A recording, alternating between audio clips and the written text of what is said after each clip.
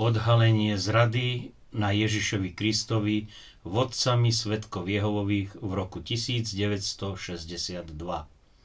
V Mníchove na zjazde Svedkov Jehovových v júli 1963 v jednej reči bolo povedané: žijeme o 5 minút 12. Ešte chýba odhalenie smilnice a jej pád.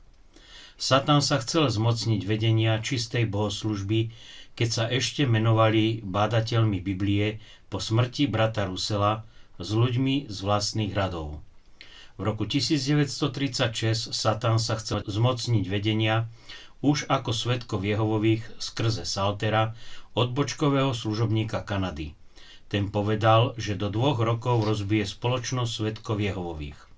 V júni a auguste 1929 bola vydaná strážna väža s vysvetlením o vyšších vrchnostiach spomenutých v liste Rimanom 13. kapitole 1 až po 7, že sa to nevzťahuje na vlády sveta, ale na Jehovu Boha a Ježiša Krista.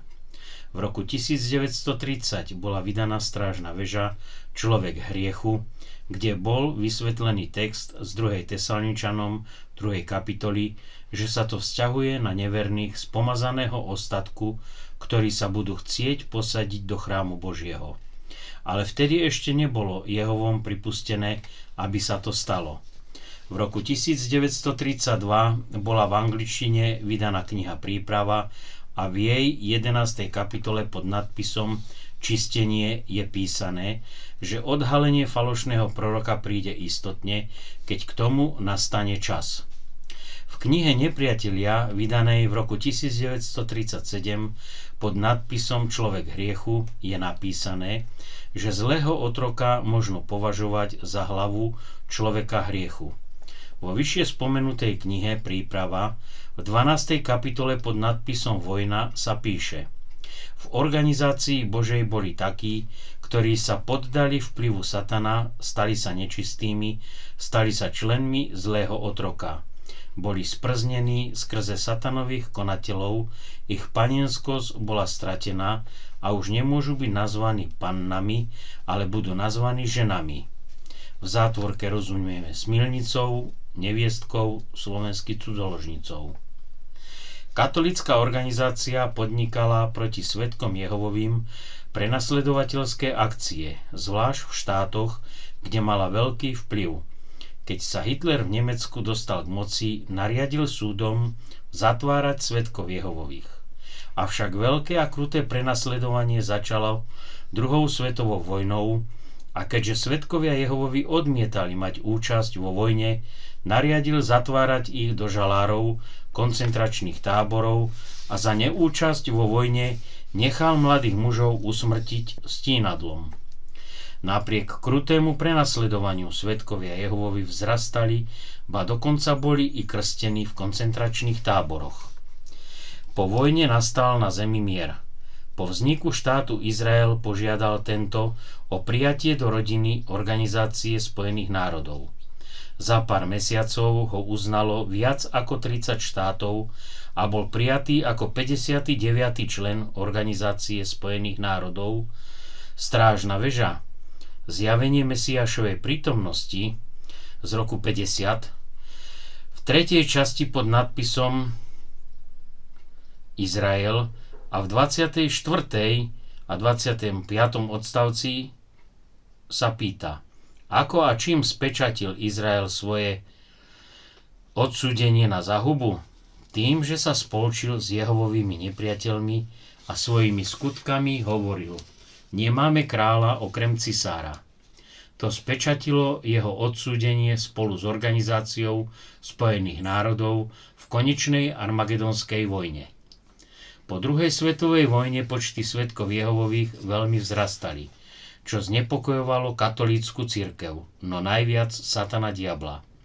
Zvlášť od roku 1950 do roku 1962 pribúdalo každoročne 60 až 68 tisíc Svedkov Jehovových.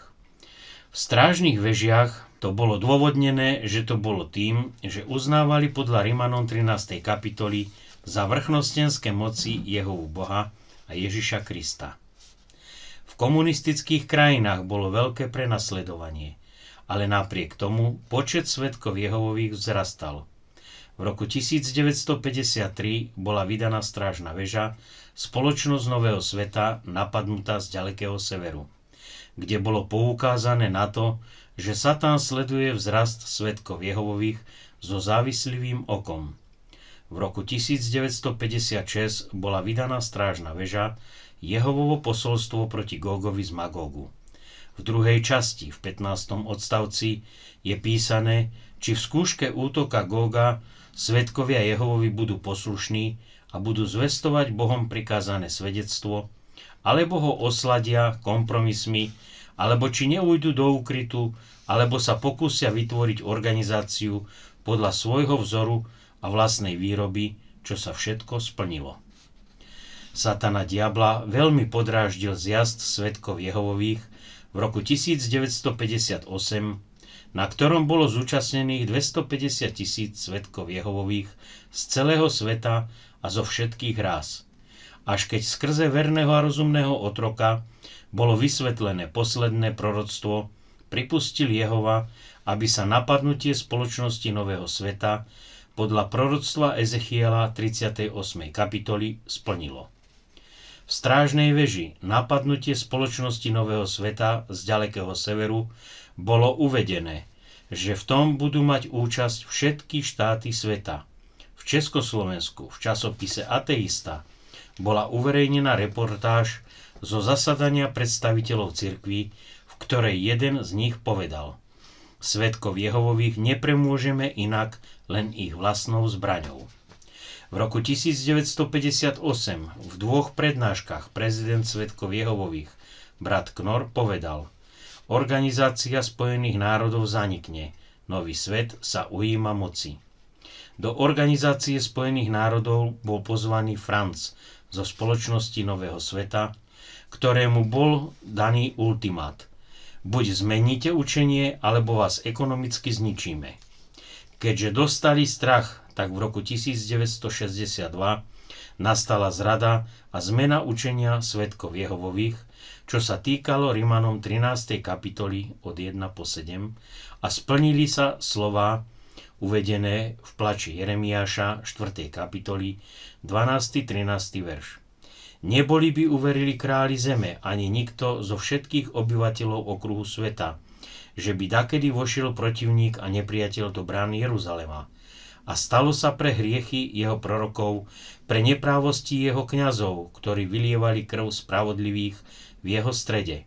Nikto by nikdy nebol veril, že by premohli svedkov Jehovových, a stalo sa. Zmenou učenia Rimanom 13, 1 po 7. Nastala najväčšia skúška pre svedkov Jehovových na celom svete a vzniklo mnoho siekt a skupín svedkov Jehovových po celom svete.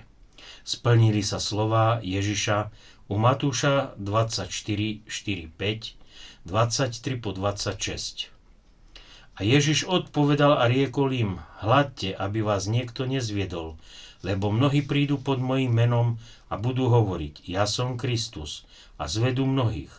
Vtedy, keby vám niekto povedal: hľa, tu je Kristus, alebo tu, neverte.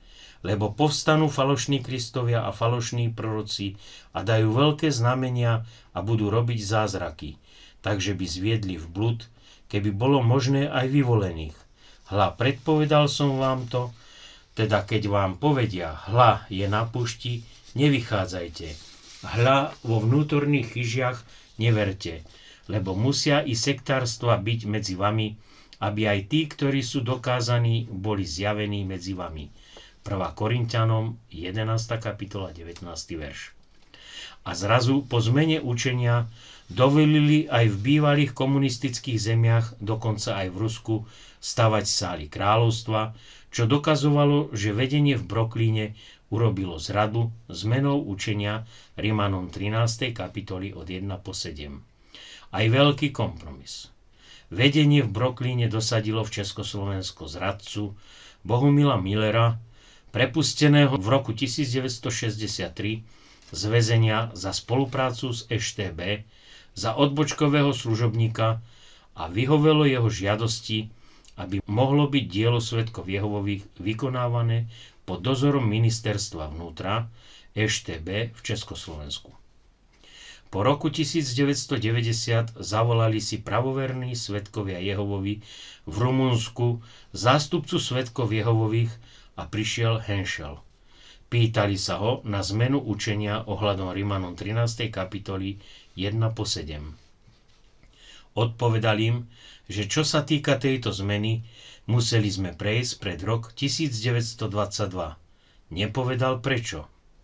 V knihe Svedkovia Jehovovi, hlásatelia Božieho kráľovstva, v angličtine vydaná v roku 1993, v slovenčine v roku 1998, na strane 147 v 2. odstavci je písané. Napríklad v roku 1962 museli svedkovia Jehovovi poopraviť svoje porozumenie toho, kto sú nadriadené vrchnosti z listu Rimanom 13. kapitoly 1 po 7. Nepíšu, ale prečo? Už sme o tom zmienili na začiatku, lebo dostali ultimátum, buď zmenia učenie, alebo ich ekonomicky zničia. Verný a rozumný otrok to vedel dopredu, že príde zrada na Ježišovi Kristovi. Na obrázku kalendára svedkov Jehovových vidno zobrazenú túto zradu. Ale uviedol to aj v článku pamätnej slávnosti na rok 1962, okrem iného aj toto. Zrada na Ježišovi Kristovi je pred nami a preto aj prenasledovanie svedkov Jehovových bude vystupňované. V strážnej veži Myseľ oslobodená pre Boží boj z roku 1950 je písané, že kým sme verili do roku 1929, že Rimanom 13, 1 až 7 sa vzťahuje na vlády sveta, nachádzali sme sa v okovách. Pravdou, že len Jehova Boh a Ježiš Kristus sú podľa Rimanom 13, 1 až 7 vrchnostenské moci, sme rozbili tieto okovy. Touto pravdou, ako dôležitou časťou meča ducha, bolo od roku 1929 ostromávané. V druhej časti spomenutej strážnej veže Myseľ oslobodená pre Boží boj v 27. odstavci píše, že len kozly a zlý otrok uznávajú vlády sveta za vrchnostenské moci. Porozumeli sme teda, že vedenie v Brooklyne sa stalo zmenou učenia zlým otrokom. V strážnej veži z 1. novembra 1990 na strane 11 sa píše, že vlády, prezidenti, primátori sú vrchnostenskými mocami. A v strážnej veži z 1. februára 1991 strana 20 odstavec 3 píše, že Jehova a Ježiš Kristus nie sú nadriadenými vrchnosťami, ale sú to politickí vládcovia a vládni úradníci. Prečo vláda a úradníci vlády v Rusku ich zakázali, znárodnili im sály kráľovstva, zákonom ich nazvali, že sú teroristi a zatvárajú ich až na 8 rokov väzenia? Strážna väža, zdroj všetkej dynamickej energie, moci a sily z roku 1962 v dodatku uvádza článok s nadpisom Zradný zlý otrok a jeho predobrazy a píše: Achitofel sa stal zradcom Dávida, Judáš Iškariotský sa stal zradcom Ježiša. Zlý otrok, ktorý bol dlho spolu s verným otrokom, sa podľa Ježišovho proroctva u Matúša 24, 48 po 51 stal zradcom. A ďalej sa píše: Mali by sme očakávať, že v dnešnej dobe uvidíme povstať tohto zlého otroka. Tento zlý otrok už bol pometený, lebo v letáčiku z roku 1992 Kto skutočne vládne svetom? Píše, že Satan a dodáva: Mohol by Satan ponúknuť Ježišovi vlády sveta, keby mu nepatrili? Žalm 2 píše, že králi sa búria proti Jehovovi a jeho pomazanému a preto ustanovený král Ježiš Kristus ich roztrieska železným prútom ako nádobu hrnčiara. My sa pýtame, keby boli vlády sveta Božími služobníkmi podľa Rimanom 13. kapitoly 1 po 7, nad kým by potom vládol Satan? Satan sám hovoril Ježišovi: Poklon sa mi a dám ti všetky kráľovstva sveta. Matúš 4, 8, 9. Kto dal vládam moc? Odpoveď je v Božom slove. Zjavenie Jána 13.2 a 17. kapitola 10. verš. A šelma, ktorú som videl, bola podobná pardovi a jej nohy boli ako nohy medveďa a jej ústa ako ústa ľva. A drak jej dal svoju moc i svoj trón i veľkú právomoc. A je 7 kráľov, 5 ich padlo a jeden je, ten druhý ešte neprišiel. A keď príde, musí trochu potrvať. V roku 2023 je vidieť, aký zlý zradný otrok bije spolubratov. V Nemecku organizácia Jehovových svedkov obžalovala vernú sestru a dala ju na súd, že sa nemôže nazývať ona svedkom Jehovovým. Skutky Apoštolov 4.18 a 5. kapitola 28. A zavolajúc ich prikázal im, aby viac vôbec nehovorili ani neučili v mene Ježišovom. Či sme vám prísne neprikázali, aby ste neučili v tom mene? A hľa, naplnili ste Jeruzalém svojim učením a chcete na nás uviesť krv tohoto človeka? Čo môže zradný otrok, vedenie, ktoré bolo v Brooklyne, očakávať za to, že zmenili Rímanom 13.1-7? Zmenil tiež text Júdu 25 a odobral vrchnostenské moci Jehovovi a Ježišovi a dal to vládam sveta. Božie slovo u proroka Ezechiela a v zjavení Jána dáva odpoveď. Preto ty, smilnico, počuj slova Jehovovo.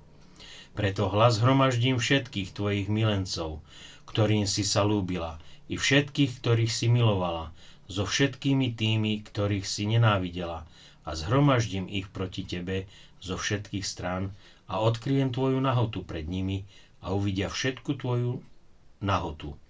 A budem ťa súdiť súdmi cudzoložníc a tých, ktoré vylievajú krv, a oddám ťa, aby si bola krvou prchlivosti a revnivosti. Vydám ťa do ich ruky a rozboria tvoje vysoké miesta necudnosti a rozválajú tvoje výšiny a vyzlečujú ťa z tvojho rúcha a vezmu tvoje krásne klenoty a nechajú ťa holú a nahú. Ezechiel 16. kapitola 35., 37., 38. a 39. verš.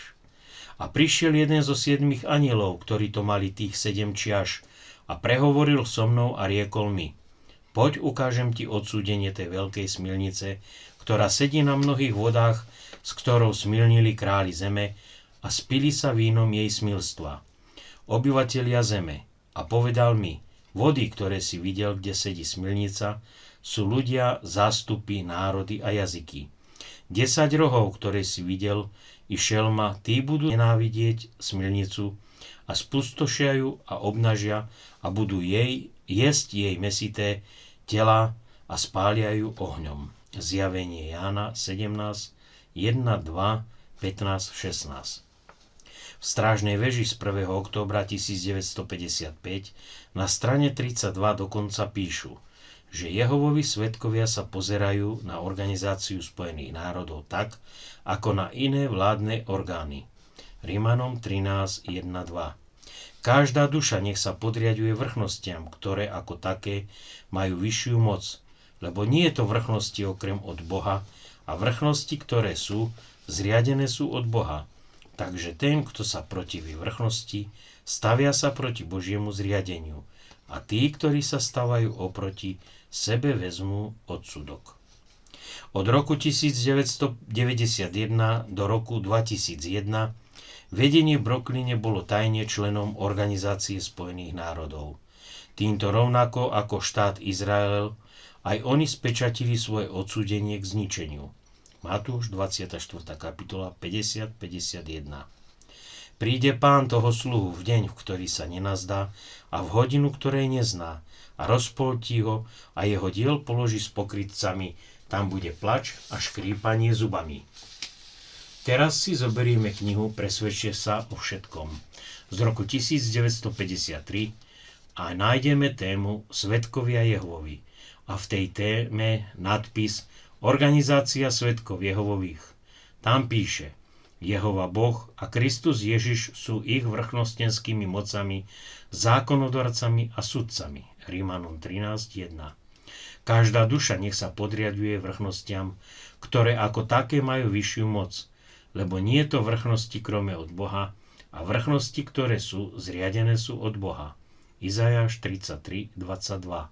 Lebo Jehova náš sudca, Jehova náš zákonodarca, Jehova náš král, on nás spasí. Keďže vedenie v Brooklyne a 8 miliónov členových organizácie Jehovu Boha a Ježiša Krista neuznáva za vrchnostenské moci, nie sú organizáciou svedkov Jehovových. Verným a rozumným otrokom bola daná otázka. Keby si väčšinu bratov videl, že robia zle, zostal by si s touto väčšinou v nepráve, alebo by si zostal v práve a sám? Keďže vedenie svedkov Jehovových v roku 1962 podľa knihy Presvedčte sa vo všetkom už nie je organizáciou svedkov Jehovových, kým sa teda stali? Nie len zradcom, smilnicou, ale aj antikristom. Poprel Jehovu a Ježiša Krista. 1. Jána 2, 18, 19, 22. Deti, je posledná hodina a ako ste počuli, že príde antikrist, i teraz už povstali mnohí antikristovia. Odkiaľ známe, že je posledná hodina? Z nás vyšli, ale neboli z nás, lebo keby boli bývali z nás, boli by zostali s nami. Ale aby sa ukázali, že nie sú všetci z nás. A kto je lhár, ak nie je ten, kto zapiera, že Ježiš nie je Kristus? To je ten antikrist, kto zapiera Otca i Syna. Ježiš o takýchto povedal: hadi, plemena vreteníc, ako by ste vy utiekli odsúdeniu do Gehenny? Matúš 23.33. Verný a nekompromisný svedkovia Jehovovi.